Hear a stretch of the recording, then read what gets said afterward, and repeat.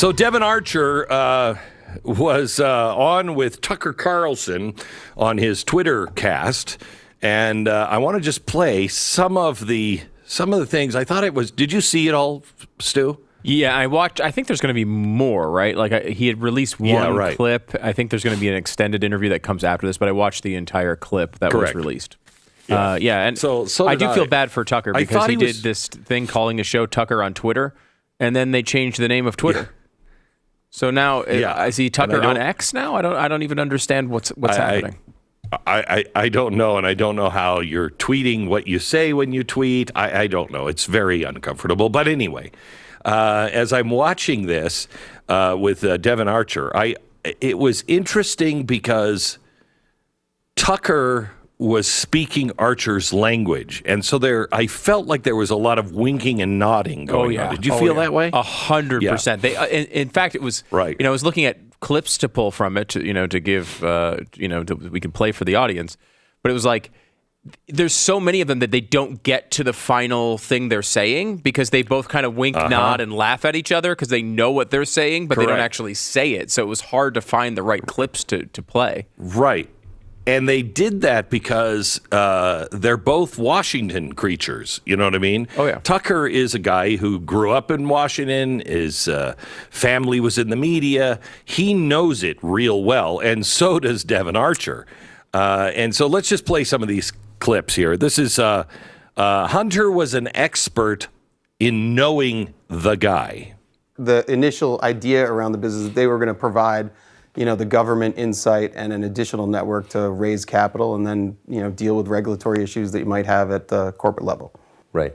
Regulatory issues. Exactly. Okay, so that would be more his area. Right, that would be his space. Right. But did he have a sophisticated understanding of regulation, do you think? I think that he led a team that had a sophisticated... Yeah, because I lived in Washington a long time, around a lot of regulation. Also a very complex area. Absolutely. I think you got to be an expert in knowing the guy, and he was the guy that was the expert in knowing the guy. He was an expert in knowing the guy. Right. And who was the guy he knew? Well, he knew a lot of people, but obviously there was some familiar, his brother, his father, some of his father's siblings. So he knew a lot of people. And obviously I know you're pointing to, the father being the key relationship. No, I'm just trying to get a sense of, Washington's not a money town. Right. People aren't in business in Washington for the most part, and most people don't have business skills that I've noticed in 30 years of living there. So really the business of Washington is selling access. That's what it looked like to me. Yes. Not just under Biden, but I think that's one of the core misconceptions. I mean, it seems like when understanding a regulatory environment means selling access at the end of the day. That's how I interpret it. And I think that's how most people in Wall Street, whether they admit it or not, interpret it. Yeah. So we've got a complex business that intersects with government. We need a guy who knows it. Right. How do I, deal with getting a guy a visa that needs to come over for a business deal? Right. Call our lobbyist that knows the guy in DHS or used to work in DHS or, in Customs and Border Patrol or the people at the embassy and state. They might be able to help. So there are very tactical elements that are regulatory and compliance and governance that you have to go through, and you got to know the guy that worked at the old agency that now has the lobbying firm that can go back to the agency and, get things put to the front of the line. Well, that's exactly what I want, is a guy who knows a guy. But most of the guys he knows, can line you up with hookers and crack. But I think we all understand what is being said here. Now, one of the key things that the phone calls that I don't hear anybody talking about, he is talking about, he's about to talk about some of the phone calls and how Joe Biden knew that businessmen were present during the Hunter phone calls. Okay. I want you to remember one thing, and I don't hear anybody talking about it. These calls, the issue here is the time of day. For example, the call with Burisma took place while Hunter was in Qatar, and it was in the afternoon. Well, that's the middle of the night here. So Dad calls at 1 o'clock in the morning? Hey, son, I'm thinking about... He's not up at 1 o'clock in the morning. He's not there. So he's calling over to China in the middle of the night and I happen to be up. Really? And if it happens during the middle of the workday, does Dad just take the phone call? Is he so not busy that he can just take the phone call at any time, and he's making phone calls in the middle of the night? You're having dinner over in Europe, and it's 8 o'clock at night. In Washington, D.C., that's 2 or 3 o'clock in the morning. Can somebody ask that question? All right, so here's cut 2. Biden knew that businessmen were present during the Hunter call. Biden, then the sitting vice president, knew that there were Hunter's business associates in the room. Yeah, I think I can definitively say at particular dinners or meetings, he knew there were business associates, and dinners. Or if I was there, I was a business associate too. So I think, or if any of the other colleagues from the D.C. office or the New York office were there. So yeah, at times there were. From the to be completely clear on the calls, I don't know if it was an orchestrated call in or not. It certainly was powerful though, because if you're sitting with a foreign business person and you hear the vice president's voice, that's prize enough. I mean, that's pretty impactful stuff. Yeah, it is impactful stuff there, isn't it? And you notice, remember, he said at these dinners. Remember, the ones that are in question are at least in Europe. Now, Hunter Biden calling Dad, is that an abuse of power at all? Cut 3. You've got a lot of kids. You're close to them. Do you call them on speaker during business meetings? Do I call? I mean, what is that? A grown man calling his dad on a speakerphone during a business meeting? Right. And to be clear, sometimes the call was coming in and the speaker would go on. So it's just the president. You have to be. I mean, you understand DC, right? So the power to have that access and that conversation, and it's not in a scheduled conference call, and it's a part of your family. That's like the pinnacle of power in D.C. 100%. I guess I'm pivoting against the lie that I'm hearing people tell with a straight face, Congressman Goldman, for example, that we don't really know what was going on. Really? You're taking a call from the vice president and you put it on speaker. It's not just, hey, Dad, I'm in a meeting with some buddies. Right. It's, let me put my dad, the vice president, on speaker. Yeah. Yep. In the rear view, it's an abuse of soft power, I'd say. In the rear view.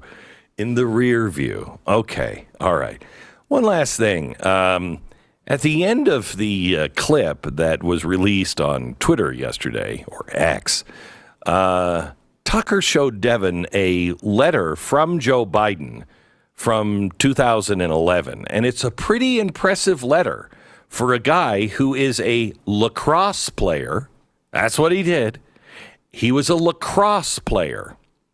And then he went into business. And right as they're going into business, Joe Biden writes him this letter. Now, listen to this clip. We found this letter kind of amazing. It's from January 20th, 2011, which I think puts you in your late 30s, mid to late 30s. Right. Okay, so you're a younger man. This is from the Vice President of the United States, Joe Biden, to you personally, and it's personalized here at the bottom. Devin Archer, Rosemont Seneca Partners, that was your partnership with Hunter Biden in Georgetown. Dear Devin, I apologize for not getting a chance to talk to you at the luncheon yesterday. I was having trouble getting away from hosting President Hu Jintang, who was running China at that point. I hope I get a chance to see you again soon with Hunter. I hope you enjoyed lunch. Thanks for coming. Sincerely, Joseph R. Biden Jr. P.S. Handwritten, happy you guys are together. So there are many levels here.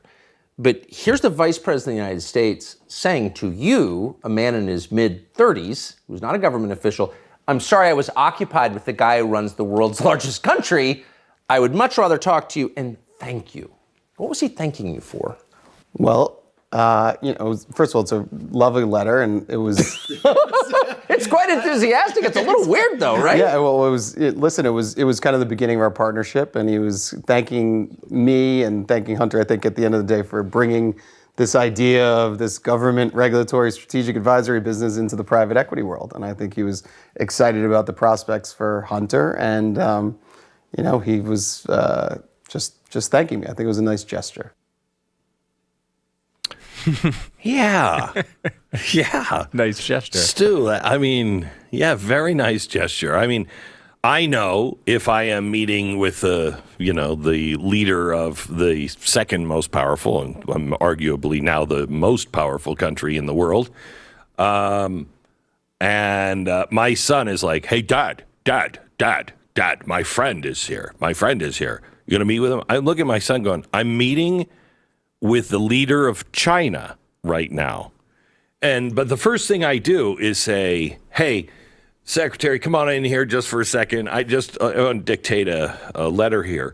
Hey, Rafe's friend, sorry I couldn't get away." I would do it with a lot of sarcasm. I think they might think it was nice, but it would be completely sarcastic. "Sorry I couldn't break myself away to meet with you yesterday, but I was busy with the Chinese leader.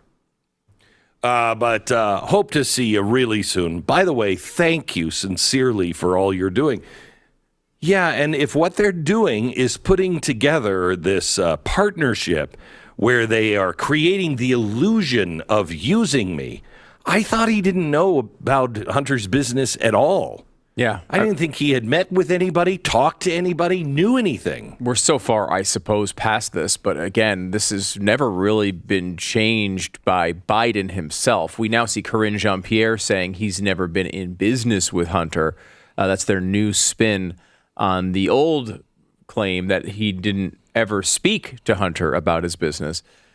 It was interesting to watch this happen. And I think it's important to remember who Devon Archer is. This is a guy who was roommates with John Kerry's stepson. He was the campaign finance co-chair of the John Kerry campaign. This is not a conservative you're hearing from here. And watching him try to answer these things, it seems like he's being somewhat careful with what he's saying. He's still in legal trouble, and he is facing a lot of the same things that Joe and Hunter should be facing as far as charges go. So he's trying to navigate those waters. You can tell he's kind of saying this stuff with that wink and a nod because he knows he's at risk and he can't say everything he wants to say. But even with that, I think you get a lot out of this. And this is just the first clip of this interview. This is a big deal. And you also get from it the arrogance. I think Tucker played this expertly. He approached him as a peer. Look, you and I we grew up in Washington. We know what's going on here. Am I right? Yeah. I guess retrospect, I guess it wasn't really a good idea. Yeah. He approached this interview with I know what's going on. Come on. You know what's going on. I know what's going on. And surprisingly, Devon Archer went right down that path with him. Yeah. And that shows the arrogance and shows the elitism of Devon Archer. Yeah, and it may have come to a point here where Archer has realized whatever protection he might get from these relationships is now gone, and he has nothing to lose, right? They're coming after him for other supposed offenses, which I have not, I have not looked all that closely into whether he's guilty of the other stuff. But all this stuff is on the record. These are emails sent at the time. We don't need to trust Devon Archer to believe these things. And that's the newest thing that the left is trying to do, which is smear his character and say you shouldn't believe any of the stuff he says, while at the same time admitting it's true, right? Like their answer was not, oh, he didn't have 20 calls with Hunter Biden's business associates. It was, oh, they just talked about the weather. Oh, it was no big deal. Oh, it's been known forever. These are separate sort of responses to this and defenses that don't shy away from the central truth here, that all this stuff actually happened.